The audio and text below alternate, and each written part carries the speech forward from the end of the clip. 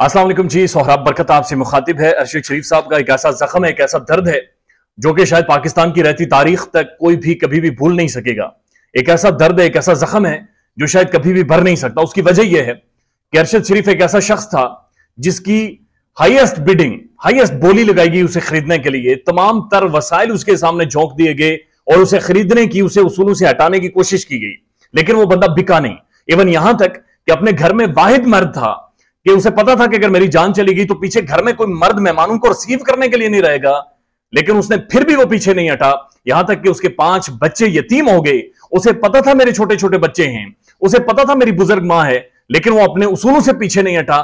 मुल्क से भगाया गया उसे और दूसरे मुल्क में, तीसरे चौथे मुल्क में जाकर उसे प्लान करके कत्ल कर दिया गया। एक ऐसा शख्स था, एक ऐसी मिसाल है, एक ऐसा पहाड़ है जो कि हमेशा के लिए अमर हो गया है, जिसने उसूलों के सामने को लेकर कभी भी नहीं झुका, खड़ा रहा और एंड तक खड़ा रहा।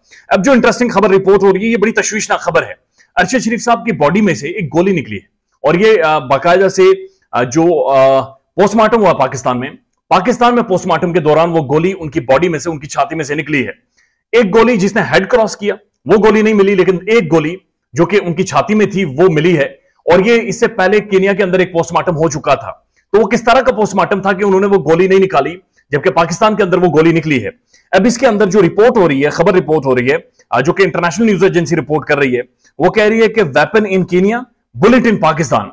कि जो हथियार था जिसे मारा गया वो केनिया के अंदर मौजूद है, लेकिन जो गोली है, जो मेटल है, वो पाकिस्तान के अंदर मौजूद है। साथ साथ एक अहम खबर आपको दे दूं, ARY न्यूज की एक बहुत बड़ी पर्सनैलिटी ने इस्तीफा दे दिया है। अनऑफिशियल है, लेकिन बहरहाल उन्होंने रिजाइन कर दिया है और ये आने वाले टाइम में आपको पता चल जाएगा। ARY न्यूज की एक बड़ी प्रोमिनेंट ओहदे पर एक बड़ी प्रोमिनेंट पर्सनालिटी है, जिन्होंने अरशद शरीफ कत्ल केस के हवाले से बड़े अहम सवाल उठाए थे, लेकिन आज ये खबर बहरहाल कहीं से रिपोर्ट हो रही है कि उन्होंने इस्तीफा दे दिया है। अब इंटरेस्टिंग खबर यह है कि अरशद शरीफ के जिस्म से जो गोली निकली है, इससे पहले केनियन पुलिस उनका पोस्टमार्टम कर चुकी थी।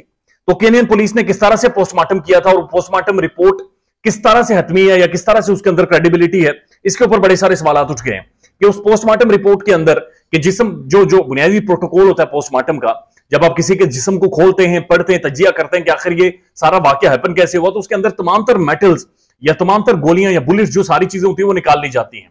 अरशद साहब के केस में सबसे बड़ा जो मुअम्मा है वो यही था कि अरशद साहब को क्या क्लोज रेंज से मारा गया या दूर से मारा गया। तो चेस्ट में ऐसा महसूस हो रहा है जैसे दूर से मारा गया, इसलिए गोली अंदर रह गई, लेकिन जो हेड में मारा गया, सर में मारा गया, वो ऐसे महसूस हो रहा है कि बहुत ही क्लोज रेंज से गोली उन्हें शूट की गई। लेकिन जो छाती में लगी है वो किस तरह से लगी, वो भी एक अलग से सवाल है।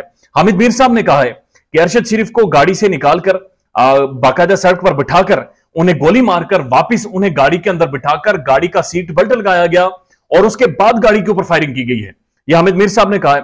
और इसके अंदर एक और बड़ी इंपॉर्टेंट खबर है, अरशद शरीफ साहब के जो ड्राइवर हैं उनका भी बयान सामने आया है। उन्होंने कहा जो ही पहली गोली चली उसके बाद में भागना शुरू हो गया और पीछे तड़ तड़ तड़ गोलियां चलना शुरू हो गई और मैंने गाड़ी भगा ली। लेकिन केनियन पुलिस ये कह रही है कि गाड़ी के अंदर से पहले हमारे ऊपर एक फायर होता है और हमारा एक कांस्टेबल इंजर्ड हुआ, यानी गोली लगने से कांस्टेबल इंजर्ड हुआ और उसके बाद हमने फायरिंग की है। अब ये दोनों बहुत बड़े बड़े डिफरेंसेस हैं।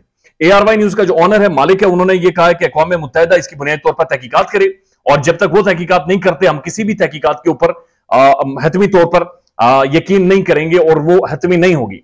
साथ साथ ये जो गोली का मामला है, ये इस वक्त पाकिस्तान की सबसे बड़ी हेडलाइन बन चुका है और ये सबसे ज्यादा डिस्कस होने वाला मामला है कि किस तरह से गोली अरशद साहब के अंदर मौजूद थी और उसके बाद बुनियादी तौर पर वो पोस्टमार्टम केनिया में हुआ और वो गोली नहीं निकाली गई। इंटरेस्टिंगली पाकिस्तान में जब ये गोली निकाल दी गई है उसके बाद फॉरेंसिक के हवाले कर दी गई है और अब ये अंदाजा लगाया जा रहा है कि वो गोली जो बुलेट है वो किस गन से शूट हुई है और क्या वो गन्स केनियन पुलिस के पास हैं या नहीं है। आफ्ताब इकबाल साहब का यह कहना है कि केनियन पुलिस के पास इस तरह का जदीद मॉडर्न वेपन मौजूद नहीं है, उनके पास सिर्फ 9mm पिस्टल्स हैं या फिर 12 रेंज की गन्स हैं।